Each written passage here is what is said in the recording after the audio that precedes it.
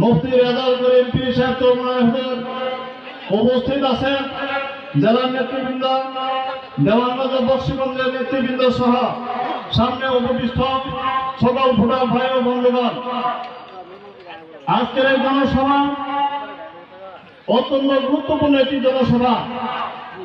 এদের স্বাধীনতার পর থেকে আমরা অনেক নির্বাচন করেছি, অনেক নির্বাচন দেখেছি, ইতিপূর্বে সকল নির্বাচন আর এই 26 সালের নির্বাচন এক নয়। কথা বলেন ঠিক কিনা? 26 সালের নির্বাচন ইসলামের পক্ষে নির্বাচন। এদেশ মুসলমানের দেশ, এদেশে ইসলাম অনুযায়ী রাষ্ট্র পরিচালিত হবে, এটাই আমাদের তামান্না। সেই তামান্নাকে প্রকাশ পেতে আজকে পীর সাহেব চরমনায় সারা বাংলাদেশে যে নির্বাচন ডাক দিয়েছেন, সেই নির্বাচনের 12 তারিখে আমরা সকলে হাত পাখা প্রতীকে ভোট দিয়ে আমরা ইসলামকে রাষ্ট্রীয়ভাবে প্রতিষ্ঠা করার জন্য আপ্রাণ চেষ্টা করে দেবো ইনশাআল্লাহ।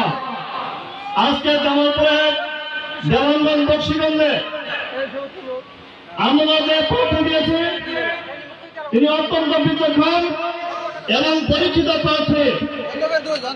বিগত ফ্যাসিস্ট সরকারের আমলে যিনি বারবার উপজেলা চেয়ারম্যান নির্বাচিত হয়েছিলেন, যার চরিত্র সম্পর্কে, যার আখলাক সম্পর্কে, যার সততা সম্পর্কে আমরা সকলে জানি।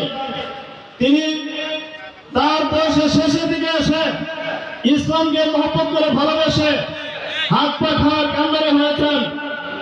আগামী 12 তারিখের নির্বাচনে আমরা তার সাথে থেকে, তার ডানে বামে পিছনে থেকে আমরা তাকে দ্বিগুণ ভোটে জয়যুক্ত করে সংসদে পাঠাবো ইনশাআল্লাহ। কথা বলেন ঠিক কিনা?